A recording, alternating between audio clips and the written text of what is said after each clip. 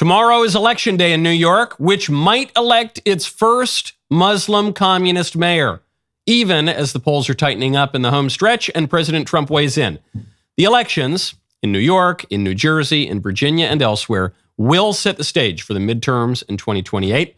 The Democrat Party's reputation is in the doldrums, as even CNN has to admit. But even with such historically bad political fundamentals, the Democrats have one last trick up their sleeves.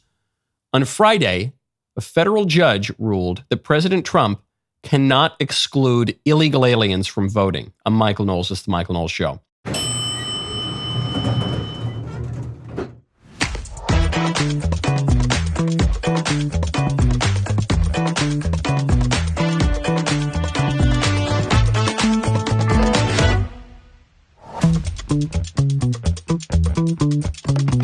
Welcome back to the show. Will the real Zohran Mamdani please stand up? Who is Zohran? Is he a radical leftist? Is he a Muslim? Does he sound like a millennial New Yorker? Does he sound like some kind of Ugandan? That's not a good Ugandan accent. We'll get to Zohran's ever-changing accents momentarily. First, though, I want to tell you about Boll & Branch. Go to bollandbranch.com/Knowles. Now is the time everyone starts upgrading their stuff because there are great sales in anticipation of all the holidays leading up to Christmas. See, it's trying to upgrade this or that in the kitchen, in the bedroom. Let me tell you something. Boll & Branch is one of the great investments we have made. I love my Boll & Branch sheets. I slept on them last night. I've slept on Boll & Branch for the better part of a decade at this point. Boll & Branch is having their best sale of the year right now, 25% off everything on the site. If you've been thinking about upgrading your bedding, this is definitely the time. I would start with their signature sheets. They have really nailed it. It's this sweet spot between being soft and breathable. Makes a huge difference for getting good sleep. They get softer every time you wash them. They're made with top quality, 100% organic cotton. All their stuff's worth checking out, but it means that when you have their sheets for like a decade, as I have almost, they get better and better. They're wonderful. They got blankets, throws, pillows, duvets. I have a lovely waffle blanket on my bed as well right now. It's just fantastic. I love them. Multiple U.S. presidents have slept on Boll & Branch, and your favorite podcaster. They give you a 30-night guarantee. If you're not happy with it, you're covered. Zero risk. Give yourself and your loved ones the most extraordinary feeling with 25% off site-wide, plus free shipping and extended returns during Boll & Branch's best sale of the year. Shop now at bollandbranch.com/Knowles, code Knowles. That's Boll & Branch, BOLLAND branch.com/Knowles, code Knowles for 25% off. Exclusions apply.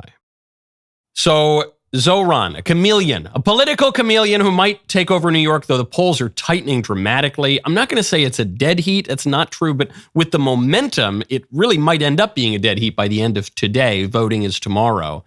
Zohran makes his last pitch to New Yorkers. Here's the commercial.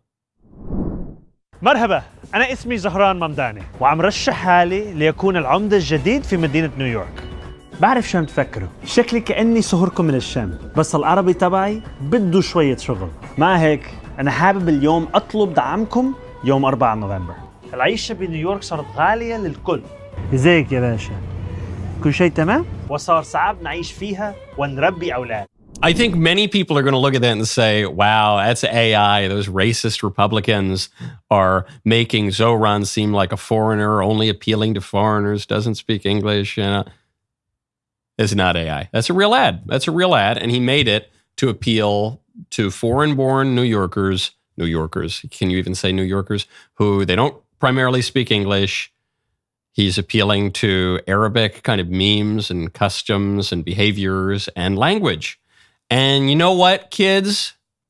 That's politics. People are really attacking him for this, and they say he's not, in the melting pot, and he's a hyphenated American, and we shouldn't behave this way, and he shouldn't be appealing to these voters. Well, you know what? Appealing to these voters might very well get him elected mayor of New York, even as a Muslim communist. So that's politics. Politics is appealing to people based on real or perceived similarities. That's what politics is. It's been going on for a long time. It's been going on with the Irish and the English and the Italians and the Jews and the Mexicans and the everybody. And now it's going on with the Arabs. And you know why? Because we imported a bunch of people from the Middle East and South Asia and parts of Africa. And if you don't like that kind of politics, then don't import people from those areas. But don't demand that politics be something other than it is. If you're upset that Zohran Mamdani is not campaigning on apple pie and fireworks on the 4th of July, if you're upset that he's not campaigning on traditional aspects of Americana, or at the very least, traditional aspects of being a New Yorker, I don't know, New York Yankees, pizza. If you're upset by that, then, well, I guess we shouldn't have imported the rest of the world. But when you import the rest of the world and you tell them not to assimilate, and you do it in such huge numbers that really they couldn't assimilate anyway, then don't expect them to campaign in any other way. I think the Zohran campaign is a big wake-up call, not just to the right, but to the center and to parts of the center left, to say, oh, yikes. We thought this mass migration was fine. We thought everyone would just assimilate. We thought, I'm talking to the cynical Democrats here, we thought that we could just bring them in and take their votes and it wouldn't affect our way of life at all. But now it feels like we're walking around Karachi. Maybe that's not ideal. It's not just the foreigners, though. Zohran Mamdani would not be mayor of New York without the foreign-born vote. It's simply a fact. Cuomo would be the mayor of New York if you took out foreign-born voters. But it's not just the foreigners. It's also liberal white ladies like this. One of the reasons I moved here is because I wanted to be surrounded by people who are not like me. I wanted to hear 7 different languages every day when I walk down the street. And I'll speak for myself personally. I hope that our next mayor will be somebody who can protect our way of life here in New York and protect and fight for the things that we want and stand up to those who want to take things away from us, those who want to defund us. And because all of those things will make all of our current problems so much worse, I want to have somebody who will stand up to what might be coming for us. Okay. She checks almost every box.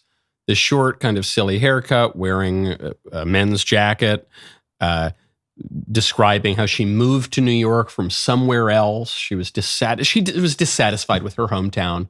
You know, her hometown, it just wasn't creative enough for her. It's too conformist, man. She wanted to move to New York to be with her real people. You know, she just wants diversity. She wants to walk down the street, hearing 7 different languages. You know, maybe a little Sex in the City. At the very least, we're going to live like in Friends. Oh, when she was a kid, she watched all those episodes of Friends, the big city. She just knew that was for her. Not her stuffy hometown with her dumb dad and the safety of suburbia. No, absolutely not. And then what? She goes on and she says, she's describing her choice for mayor. She just speaks in a bunch of platitudes. I just want someone to defend us and our way of life. What is our way of life? Our way of life is diversity. And I want to stop the bad things and do the good things. She is apparently, and I know that I'm engaging in a little bit of psychobabble here, but forgive me. Her answer, I won't say her answer is both frivolous and resentful. And that typifies liberal politics, especially the liberal politics of bougie-looking white women. Both frivolous and resentful. There is the politics of the supposedly aggrieved minority, which is mostly resentful. There is the politics of hippie children, that's mostly frivolous. Hers is a little bit frivolous and resentful, and I'm not sure which one is more dangerous. I am someone who spent the first 24 years of his life in and around New York, within a commuter train ride of Grand Central Station, okay? From the time I was born to I moved to California at 24. And this happens all the time. There are these people that they move into New York and they just have this sitcom image of New York, this TV show image of New York. And they move in from all around the country, and increasingly they move in from all around the world, which is why the foreign-born vote is probably going to elect Zohran Mamdani mayor, if the polls don't tighten more today. But the thing about that view, the thing about the sitcom view of New York, is that it's a sitcom, it's TV, it's Hollywood, it's divorced from reality. You know what they don't show that lady on Sex and the City? You know what they don't show that lady on Friends? They don't show a Guatemalan illegal alien lighting a woman on fire in the subway, okay? They don't show what happens when far leftists are elected mayor and the city falls to pot and there's crime everywhere and people are getting murdered everywhere and you can't go to Times Square and you got to elect Rudy Giuliani and it takes 10 years to fix the city. They don't show you that. But that's what's going to happen. And this lady is going to be the first person to flee. Frivolous and resentful. Only a frivolous culture could even consider electing Zohran Mamdani. Only a resentful culture would actually do it. But who are they electing if they elect Zohran? Who are they electing? Who is Zohran Mamdani? We'll get to the ever-changing Zohran. First, though, I want to tell you about Catholic Match. Go to CatholicMatch.com. You know what gives me hope, even when our culture seems to be spiraling at times? Faith-filled families raising kids who can turn things around. Here's the thing. That cannot happen if faithful Catholics are not getting married and having babies. I keep hearing from young people about how genuinely difficult it is to find other serious Catholics today. Well, there's no magic solution here, but I've gotten to know the team at Catholic Match, and I can tell you they're doing something different. They are focused on sacramental marriage, not hookups, not endless swiping, actual marriage. They are the largest and most trusted Catholic dating app out there. They've built real tools to help people make meaningful connections. Their profiles go deep into what actually matters, your faith, where you stand on important stuff, liturgical preference, maybe the traditional Latin Mass I would recommend. They offer live events for premium members so you can connect in person, not just through a screen. It's really, really important. If the apps dominate the dating scene, you got to do it the right way. If you're looking, or if you've tried it before and you gave up and you just don't think it can work out, hey, God's providence might just surprise you. Download the app right now or head to CatholicMatch.com and find your forever. So a clip has come up of Zohran Mamdani not that long ago. You know, he's got a beard in this video. It's not like he was 12 years old. He's got a beard in this video. He's on some radio station, Kaya FM 95.9. Listen to the likely future mayor of New York. I'm from Uganda, but I also grew up in New York. In New York, you don't really, you go out, some guys are very hesitant to dance. If they're not grinding, they're just standing. In Kampala, you will just not find that. Okay, here's Zohran speaking like 5 seconds later. I will be your Democratic nominee for the mayor of New York City. That's impressive. People would knock Hillary Clinton because she'd go out on the trail and she'd speak like, yes, that's my best Hillary impression. But then every so often, if she was speaking to a black crowd or a Southern crowd, she'd pull off that, I don't feel no ways tired. I've come too far. And it was implausible. Zohran is much more persuasive. Oh, well, the thing about, I can't do whatever, I guess that's a Ugandan accent. The thing about people is they don't want to dance. And now I'm just doing a Seb Gorka impression. I don't know. I can't do it. He can do it, though. He can do an ethnically ambiguous kind of Ugandan, African / South Asian accent, and then he can do a pretty persuasive New York accent. And we don't know who we're getting. All politicians to some degree do this. I really don't even knock them for it. It's one of the skills of being a politician is you are able to speak to different groups of people, and you're so gullible in a way. You're so in tune with what people are feeling, with the pathos of the demos, that you don't even notice when you code switch. I actually don't even knock politicians for it. I think it's more a feature than a bug of being a politician. You're supposed to do it in a way that doesn't make you look two-faced and duplicitous, but it is part of the job. Who are they getting, though? Are they getting the Muslim extremist? Are they getting the LGBT queer liberation extremist? He's tweeted about that. Are they getting a communist? Are they getting a New Yorker? Are they getting a Ugandan? Who are they getting? We don't know. We might soon find out, though, and it's pretty scary to think about. So scary that President Trump is weighing in on his hometown's mayoral race, and he's doing something that many people did not think would be possible. He's kind of endorsing a Democrat. But what if Mamdani becomes mayor? It's going to be hard for me as the president to give a lot of money to New York. because if you have a communist running New York, all you're doing is wasting the money you're sending there. So I don't know that he's won, and I'm not a fan of Cuomo one way or the other, but if it's going to be between a bad Democrat and a communist, I'm going to pick the bad Democrat all the time, to be honest with you. So what Trump is describing here is the Buckley Rule, named after William F. Buckley Jr., a great man who said that in any election you should vote for the most right viable candidate. The candidate who is most to the right, but could still plausibly win a race. And right now in the New York mayoral race, you have Zohran Mamdani leading, followed by Andrew Cuomo, a terrible governor of New York, terrible Democrat, just awful, lit up the Freedom Tower in pink to celebrate killing babies, like horrible, horrible politician. Lied about COVID, tried to pretend that he was the great hero of COVID, got run out of the party and run out of office putatively on a sexual harassment scandal, but it was really just because of his embarrassing performance in the actual job. He's just awful. I'm clearly not doing a great job at motivating the get out the vote effort for the Cuomo campaign. But the only other candidate is Curtis Sliwa, who's a great guy. I really like Curtis Sliwa. He is the founder of the Guardian Angels, the guys who was in the 70s, 80s would go onto the subways when crime was really spiking in New York and clean it up as civilians. And they're great. I mean, he's a great guy, but he's not going to win. And so Trump is coming out and he's saying, look, Sliwa's not going to win. So I guess I would vote for Cuomo. He's essentially an endorsement of Cuomo. I'm glad I'm not in New York right now, that I don't have to make that choice.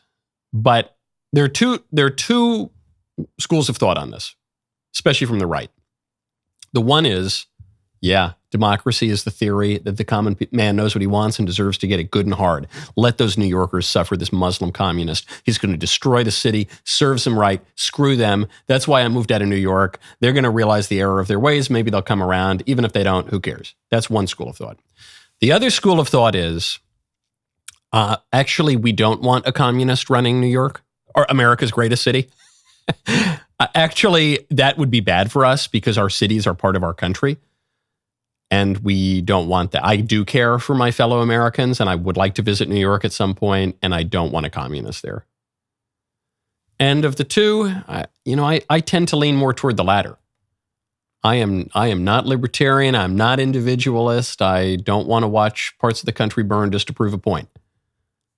I'm not one of these people who wants to lose in a principled way, because then we can prove how right we were. I want to win. I want to win. I want the good guys to get more power and to do more good with the power. And I want the bad guys to lose power. And I recognize that politics is a practical art. It's not a theoretical science. It's practical. And sometimes you gotta play the hand you're dealt. I'm gonna stop short of what Trump did. Trump came out and he basically said I'd vote for Cuomo. I'm going to stop short of that. I just can't bring myself to do it, and I take it as one of the great strokes of providence that I don't have to make that decision. But I don't want New York to burn. And there's no question. If the entire Curtis Sliwa vote voted for Cuomo would clobber Mamdani. It wouldn't be close. Now, you might say, forget about that, because Mamdani's going to win anyway, and I want to show that Republicans actually have some juice in New York. Okay, I would agree with that if the polls were not closing. It's pretty tight. There is a world in which Mamdani is not the next mayor of New York. I'm not saying it's likely, but it's possible. Another race that's closing up, it is legitimately a dead heat, is the New Jersey gubernatorial election. This is, I don't even know what the Democrat's name is. What's her name? Mikey Sherrill versus Jack Ciattarelli. Ciattarelli is about as good as you're going to get in a blue state like New Jersey or New York. You know, he's a little squishy on certain issues as a Republican, but he's really strong on others. And you got to grade on a curve a little bit in these states, because if you run the most rock-ribbed right-wing Republican, he's going to get blown out of the water. By New Jersey standards, this guy's pretty good. This guy's more than pretty good. And it's a tied race. It's 50.2, the Democrat, to 49.3. Obviously, well within the margin of error. How is that going to happen? Because don't forget, guys, we won the presidency last year. So what happens usually when one party wins the presidency, then in the midterms, or even in certain elections before the midterms, they get blown out of the water. That's just the way things swing. That's what everyone was expecting. That's what all the genius political consultants are expecting to happen in the midterms next year. And the thing that I've been trying to hammer home for over a year now, for considerably longer than that, is that past is not precedent. You cannot, prior performance is not indicative of future results, okay? Because we're kind of through the looking glass. Trump is serving a non-consecutive second term. We've only seen that happen one other time in American history. The Democrats tried to imprison him 4 different times and justified his assassination, which very nearly occurred one time and less nearly, but still almost occurred a second time. We are in a completely new world, okay? And we might win the New Jersey governorship. And who knows? The Republican's not going to win the mayoralty in New York, but the far left candidate might get blown out of the water. And who knows? Maybe the Republicans will hold the House in the midterms, and maybe the Republicans will hold the Senate, and maybe politics has just changed. Why? Why could that have happened? Obviously, certain facts on the ground have changed. The prosecutions and the fact that Biden was senile and everyone lied about it, and so on and so forth. The cumulative effect of that is that the Democrat Party's reputation is as bad today, actually considerably worse, than it has been in my lifetime. Don't take my word for it. Listen to CNN. Democrats at this point are historically divided. It is a complete and utter mess. It is messier than a hoarder's basement. What are we talking about here? The national early poll leader, 25% plus. Normally, that's where Democrats are. Biden was at 25% plus in 2020. Hillary Clinton was in 08 and 16. Gore was in 00 and 04. At this particular point, there is no one in the Democratic race for president who's polling at 25% plus. The water is quite warm. If you're a Democrat potentially thinking about running in 2028, jump right in, because at this point, there is no front runner. What do you think? Is that because how people view the Democratic Party right now, is that contributing to this? Yeah, I think that is in large part of what's going on, is one of the reasons why there is no front runner. Nobody wants to put anybody up at the top of their ballot list, is because at this particular point, the Democratic brand is in the basement. It is total and complete garbage in the mind of the American public. Total and complete garbage in the mind of the public. So says the CNN pollster. Look at the approved, disapprove. They're underwater by 26, 30 points in all of the major polls. They don't have a candidate for president. 320 million Americans, something like that. Who knows how many in the country? And they can't find one person.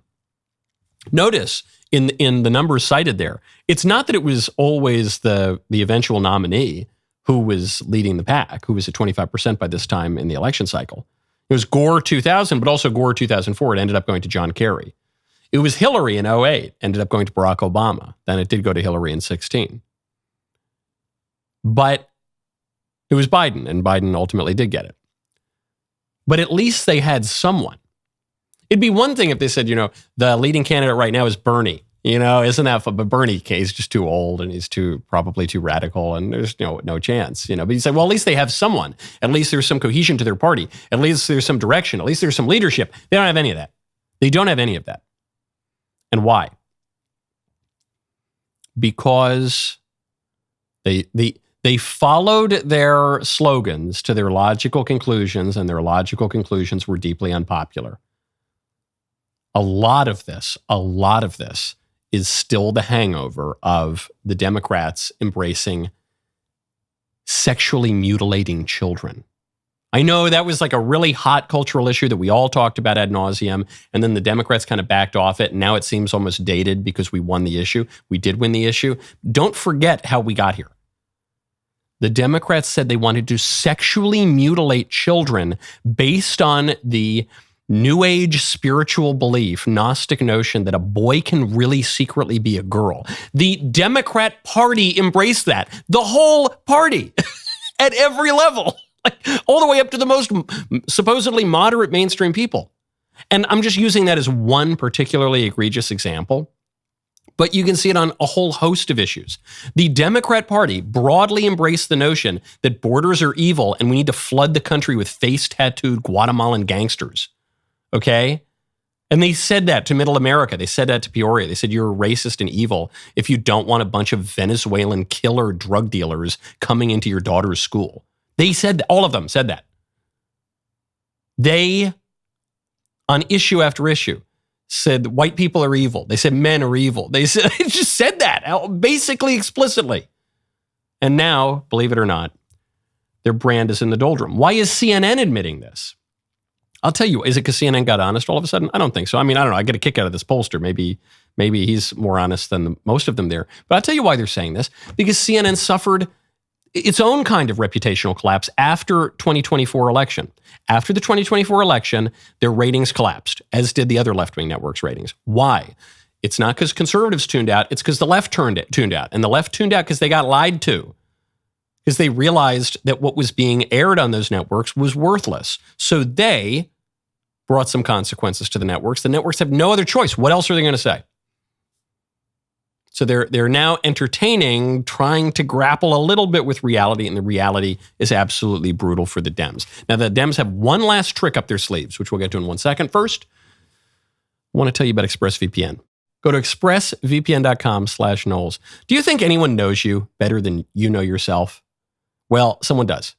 If you have a smartphone or a laptop, there are thousands of data brokers tracking everything you do online, where you shop, who you talk to, even your deepest beliefs, and they're packaging it all up and selling it to anyone willing to pay.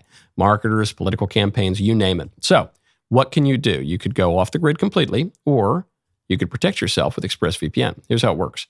Companies track you through your IP address, your unique identifier online. ExpressVPN gives you a new IP address that's shared with other users, so your activity cannot be traced back to you. It encrypts your internet traffic and routes it through secure servers, making everything you do completely private. Even your internet provider cannot see what you're up to, which matters because in the US, ISPs are legally allowed to sell your browsing history to data brokers. You can connect to the nearest server automatically or pick from 105 countries if you want a specific location. Works on any device, one click and an internet connection. That's all you need. Really, really simple. I love it, especially because I travel a lot. Right now, you can get 4 extra months of ExpressVPN for free. You go to expressvpn.com/Knowles, KNWLES, to learn more. That's expressvpn.com/Knowles to reclaim your privacy today. Folks, I'm so excited about this. The Lux Adventus candle set for Advent at thecandleclub.com/Michael. We've already sold out basically everything that we had planned to sell out. We still have time to make more before Advent, but it's going to be tight, so you should order it now. The culture wants you to skip straight to Christmas. They want you, I saw that, I was at the mall this weekend with my kids. They had Christmas stuff up at the mall. They want you to decorate your house in November. They want you to play Mariah Carey before Thanksgiving. They want you to exhaust yourself with consumption and call it celebration. In Christianity, we say first the fast, then the feast. Modern culture says first the feast, then the hangover. I'm proposing something radical. What if we observed Advent? The Lux Adventus candle set is our answer to the chaos. 4 candles, 3 violet, 1 rose, following the ancient liturgical calendar. We meditate on the last 4 things, the 4 last things in Advent. That's death, judgment, heaven, and hell. Think about this as we approach and anticipate the coming of our Lord. This is hand-poured in America with beeswax, just like the ancient tradition. Scented with pine, eucalyptus, and cypress, housed in beautiful vessels. This box set is now available in the collection at the Candle Club. It's about more than candles. It's about reclaiming your home as a domestic church, teaching your children that we don't celebrate Christmas on the world's timeline. We prepare for it on the churches. Light shines in the darkness. The darkness cannot overcome it, even when the darkness is wearing a Santa hat and blasting Christmas music in October. Have I made my point? Order the Lux Adventus candle set at thecandleclub.com/Michael. Demand was high. As I mentioned, we sold out of our initial stock. You're in luck. We are taking orders for this extremely popular Advent candle set. If we continue to run out of supply, I can't actually guarantee that yours will arrive before the first Sunday of Advent. So you have to order now. Today, I can tell you it will arrive. But our poor indentured servant that we have just pouring candles all day long to meet up with the demand cannot extend indefinitely. So head on over right now, thecandleclub.com/Michael. Democrats have one last trick. One last trick as their brand is in the gutter, as they don't have any front-runner candidates, as one of the best candidates they can field is a Muslim communist. The trick is to stop Trump from tightening up election integrity. President Trump, to hear the Democrats talk about it, Trump is, instituting poll taxes and banning everyone who isn't rich Uncle Pennybags from casting a ballot. What is Trump actually doing? It's a pretty modest request. Trump wants proof of citizenship to be a requirement for voting in federal elections. That's it, not even state elections, not even local elections. He's not even saying that can't vote in those, they should not vote in those elections, but he's not saying that he has the power really to stop it. All he says is so modest. He's saying, hey, can we, when it comes to federal elections, can we require just like some proof that you're actually a citizen? And a federal judge has said no. U.S. District Judge Colleen Cotelli in Washington, D.C. sided with the Dems against President Trump's executive order on voter ID, ruled that this proof of citizenship directive is an unconstitutional violation of the separation of powers. Listen to the reasoning here. It's an unconstitutional violation of the separation of powers because, quote, our Constitution assigns responsibility for election regulation to the states and to Congress. This court holds that the president lacks the authority to direct such changes.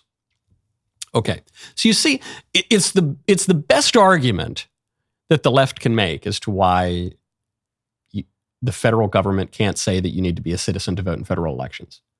And the best argument is purely on procedural grounds to say, well, really, it's supposed to be the states and at the federal level, at least Congress, that directs these changes. And since the directive is coming out of the White House, technically speaking, that might be outside the bounds of the Constitution or something. It's still a stupid argument. It's still complete nonsense, but it's the most plausible version. However, that's like saying that the president has no right to require that squares have 4 equal sides. You see the difference? It's not that the Trump White House is changing the way elections are to be conducted exactly. The Trump White House is merely clarifying something that is intrinsic to voting, much as having 4 equal sides is intrinsic to the nature of a square. Trump is not saying that if you want to vote in federal elections, you have to wear a blue polo shirt to the polls. That would be a change. That would be all he is doing is clarifying that you have to be a citizen to vote. There is nothing wrong with him saying that or doing that. There is nothing special about Congress that says that only Congress can make that observation. Adrian Vermeule, a much cited thinker, he's a law professor at Harvard, one of the only normal ones. He's frequently mentioned on this show because he had a great response to this. He said, the reason that this judgment is stupid has nothing to do with some this or that interpretation of the positive law. It's because this judgment contradicts the nature of a republic. If a polity cannot state that only its citizens can vote in an election, then the polity is not in any meaningful sense a real political community. Because then foreigners can vote. There's really nothing holding it together as a political community. It's a clever judgment, but it's a dumb judgment. Yes, the president has the right, even though he's not a member of Congress, even though he's only the president of the United States, popularly elected as a Republican for the first time in 20 years, he has the right to observe and to clarify that only citizens get to vote in federal elections.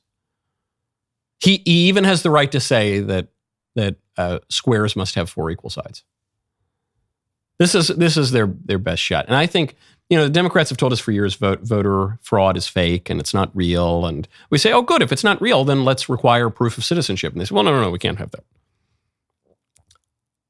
Previously, they were still up on certain issues, or they still had certain charismatic candidates.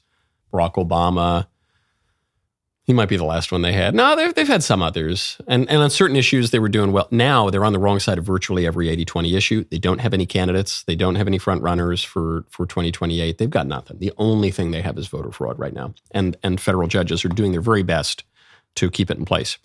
Now, speaking about the Democrats having trouble connecting with voters, I'm going to show you a post that is shocking but not surprising. This is from Planned Parenthood. Posted just a picture. Looks like a fun, retro hippie 60s picture. And it says, it's roughly in the shape of a woman's pelvis. It says, you can get as many abortions as you need and want. Planned Parenthood, standing 10 toes down. It's got a salute sign. You can get as many abortions as you need and want. This is a change to left-wing messaging on abortion, which used to sound like this, care of Hillary Clinton.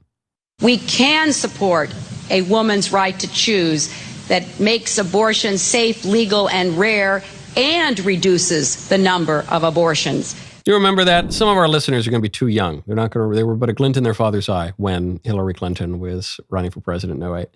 And this was her line. Abortion should be safe, legal, and rare. Trying to find this middle ground on abortion. To say, no, we defend legal abortion, but we don't like abortion. So we don't want there to be a lot of abortion, but we need it to be legal, and we need it to be easy, to safe to say. And the problem with that view is that it never made any sense, and it was always going to lead to the Planned Parenthood post. Women can have as many abortions as they want. Just a reminder, girls, you can go out, kill as many kids as you want. And the reason why is that ideas themselves have momentum. And the idea that was embraced by Hillary Clinton is that it's okay to kill your kid. It's okay to kill your kid. There's nothing really wrong with it. And she added a little coda to it. She said, but you shouldn't do it too often. But the coda contradicted the thesis that she was advancing, namely that it's okay to kill your kid. There's nothing really wrong with it. It should be legal, and it should be accessible. It should be safe, simple, efficient, but rare, but easy, and definitely legal. Because that was unstable, it was always going to get to that point. Either it was going to cease to be legal or it was going to cease to be rare. And now you've seen the sides clarified. The conservatives, having overruled Roe v. Wade, now are very clear this should not be legal at virtually any stage. And the libs are saying it should not be rare. Okay.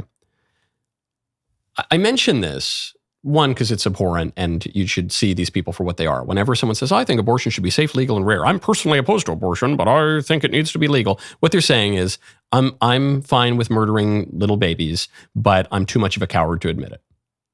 That's all they're saying. I'm actually worse than Planned Parenthood because at least Planned Parenthood's telling you what they really think, namely that it's cool to kill as many kids as possible. And the Hillarys of the world and the Mario Cuomos of the world, that line, I'm personally opposed to abortion, but I think it should be legal. That was Andy Cuomo's father who came up with that line. The guy who is the best hope to avoid a Muslim communist in New York. Shows you how pitiful the situation in New York is. But in any case, it never made sense, and it was always going to end up this way. I mention it not only to point that out about abortion, but to remind you that holds true of other issues as well. And there's something that I've been pointing out for 10 years. When all the genius right-wing pundits and the thought leaders and the politicians said, abortion's over. The marriage issue is over. We lost. Move on. You heard this from Republicans, from so-called conservatives, even so-called principled conservatives. We lost. We're going to adopt a libertarian view on marriage now. You can redefine it however you want. It's not my business. Don't make me pay for it.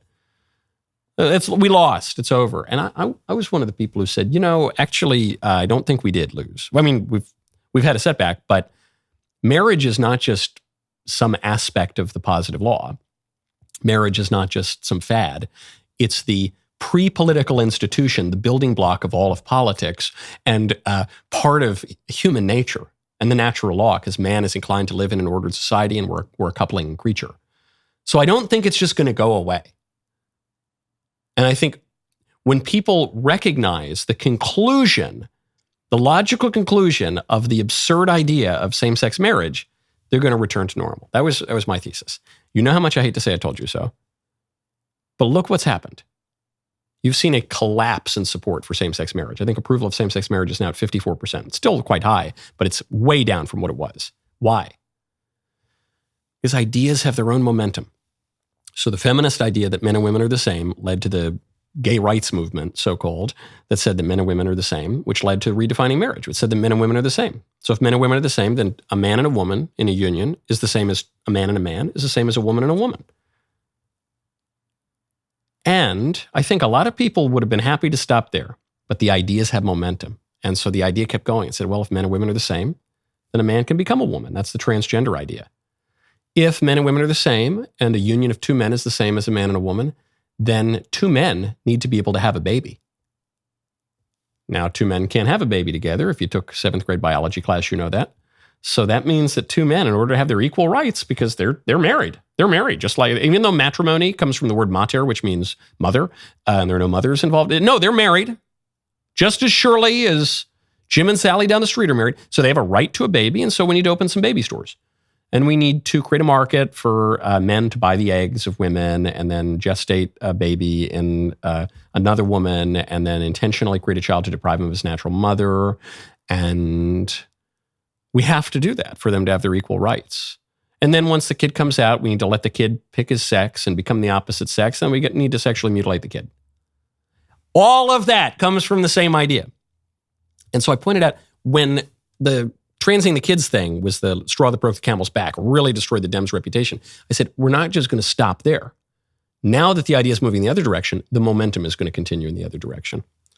Do not be surprised when Obergefell is overruled. Do not be surprised. You should celebrate, but regardless, even if you like Obergefell, even if you like the notion of same-sex marriage, do not be surprised. Okay, speaking of nasty feminism, Wanda Sykes has said something quite ugly and probably illegal at the Power of Women Awards. We'll get to that momentarily. First, I want to tell you about SelectQuote. Go to selectquote.com/Knowles. Between AI disrupting industries, global uncertainty, wild market swings, protecting your future has never been more important. That is where life insurance comes in. Here's the thing. You're probably underinsured, overpaying, or relying on a policy through work that won't follow you if you leave. That is one of many reasons that I would strongly recommend finding a better life insurance policy with SelectQuote. For over 40 years, SelectQuote has been one of the most trusted insurance brokers in America, helping more than 2 million people secure over $700 billion in coverage. The mission is simple: to find the right insurance policy for your unique needs. Unlike one-size-fits-all companies, SelectQuote's licensed agents work for you, not the insurance companies. In as little as 15 minutes, they will compare policies from top-rated carriers to find the best fit for your health and budget, totally free. You need coverage without a medical exam? They partner with providers offering same-day coverage up to $2 million. Even if you have high blood pressure, diabetes, or heart disease, SelectQuote has partners with policies designed for pre-existing conditions. Head to selectquote.com. A licensed agent will call you right away with the right policy for your life and budget. Life insurance is never cheaper than it is today. Really important not to leave your family in the lurch. Get that peace of mind. Sleep soundly. Get the right life insurance for you for less. Save more than 50% at selectquote.com/Knowles. Save more than 50% on term life insurance. SelectQuote.com/Knowles today to get started. SelectQuote.com/Knowles. Today is the very last day to join DailyWire Plus with our deal of the decade. Join today for under $7 a month, the same price you would have paid in 2015. Get access to everything. Catch up on what you've been missing, like 2 new episodes of our flagship show, Friendly Fire, and powerful new documentaries, including The 1916 Project, USS Cole, Al-Qaeda's Strike Before 9/11, and Hiding in Plain Sight. With your annual Daily Wire Plus membership, you will be one of the first to see The Pendragon Cycle, The Rise of Merlin, premiering January 22nd. You can get all of it and everything coming next for under $7 a month. But today's the final day of the deal. Go to dailywire.com/subscribe to join today. My favorite comment on Friday from Jesse 8A10. Excellent, excellent timing, because we're talking about the Power of Women Awards, which is also the dinner to which Sydney Sweeney wore the translucent dress. Said, that dress is not conservative at all. Yeah, no, look, again, I'm not saying that showing up half naked to dinner is like, would make Russell Kirk smile. You know, I'm not saying it's the conservatism of your grandparents. I'm just saying that in an age so fallen as ours, so perversely left wing as ours, relatively it is kind of conservative because Sydney Sweeney is very good looking, not grotesque looking like the people on the left make themselves to be. And she is highlighting her, shall we say, very feminine features, which is quite politically incorrect. And she is actually a Republican. Reportedly, she's a registered Republican. And she's saying the power of women lies to a large degree in their bodies. It's biological, it's maternal, which is true.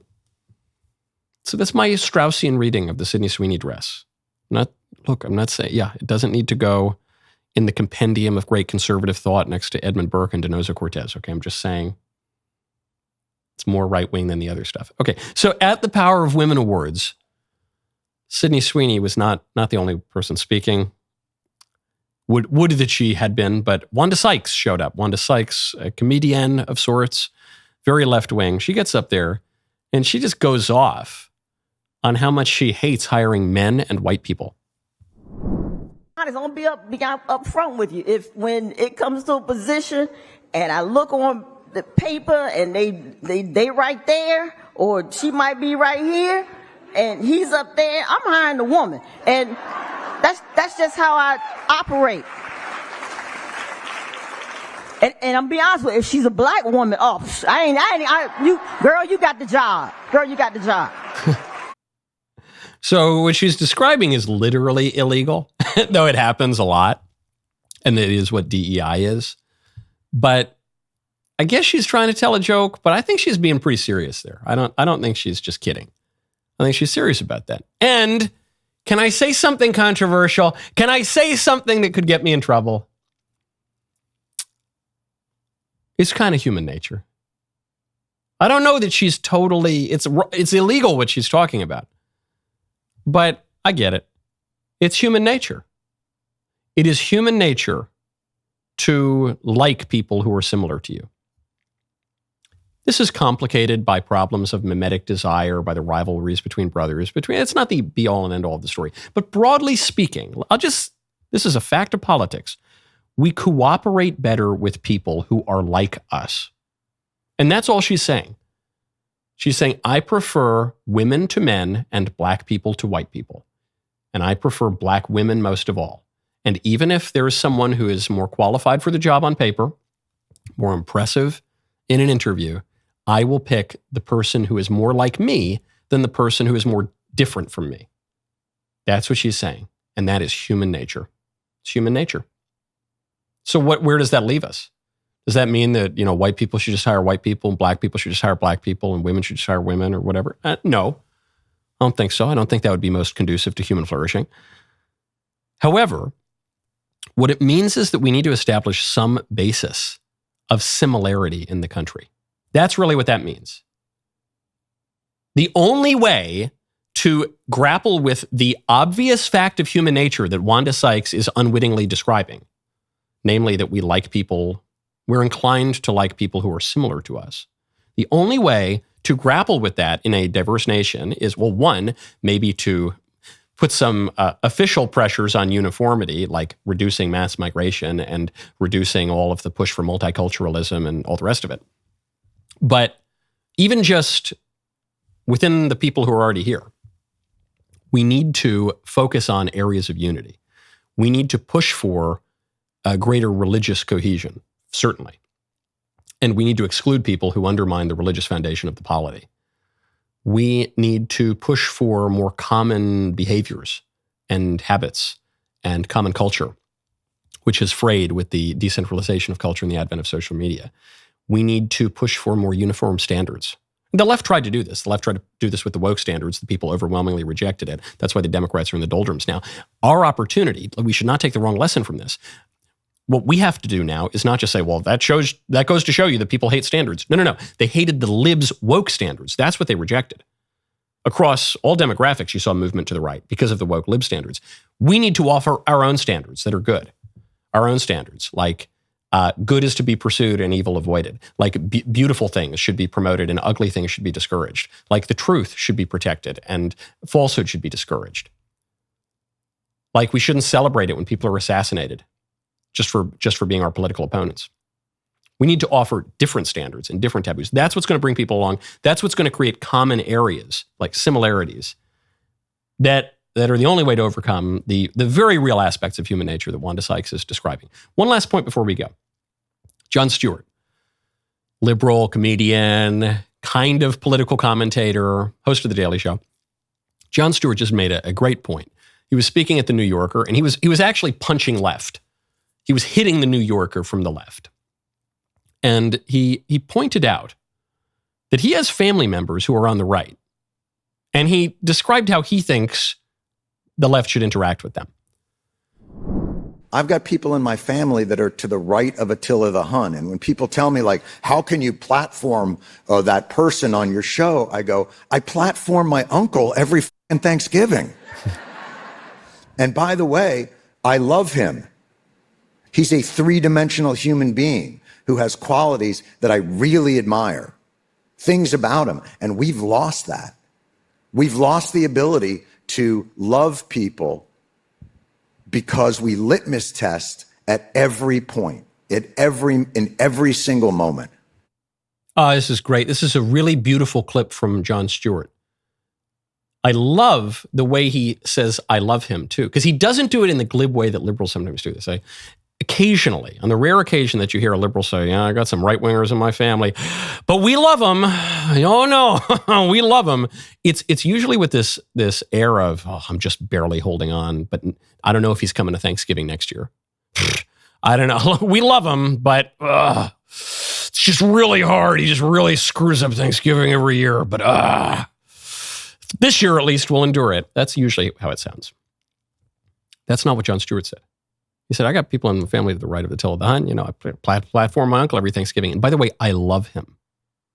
There's a kind of ferocity to his description. So I love him because he is a three-dimensional human being with qualities that I really admire. There's a great deal of humility and awe even in that description. That's a sincere take on. I believe he loves his uncle. I don't believe when you hear that, oh, got some right-wingers in our family. We love them though, don't we? I don't believe that those people love the right-wingers. I do believe it with Jon Stewart. So why is it so striking? It's not striking because people don't speak that way anymore. The right still thinks that way. The right still acts this way, overwhelmingly, almost without exception. No right-winger disinvites the left-wing family member from the holiday. It just doesn't happen. No right-winger speaks about the left in the way the left speaks about the right. This is borne out by social scientific data. We've been talking about it for years. The left is much more likely to cancel friendships with right-wingers over politics or disown parts of their family. Or the right is overwhelmingly more likely to do that than the right is. When Jon Stewart says, we don't speak that way anymore, we don't speak this way with love, I think, if he's being honest with himself, he would recognize the we is referring to the left. And it's a big problem because I don't have any control over that. Jon Stewart might have some control over that. I don't have any control over that. I can do my best. I can try to persuade people. I can try to go into left-wing areas like some left-wing podcast or left-wing debate or the whatever podcast or something. And I can do my best to make a case. But ultimately, the left has to decide: are they going to come to Thanksgiving or not? Are they going to disinvite people from the holidays or not? Are they going to deplatform their friends and relatives or not? Stewart's saying, man, someone's really broken here. That's introspection. That's more powerful introspection, I think. All the way down to it echoes the wisdom of St. Paul, who says if we have all the virtues but we don't have love, we're nothing but clanging cymbals.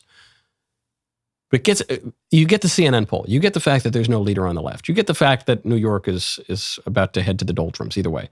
But you hear that from Jon Stewart, who was a New Yorker, New York and New Jersey. You say, oh man, this is real. This is something spiritually has broken. Something essential is broken on the left. Maybe they'll figure it out.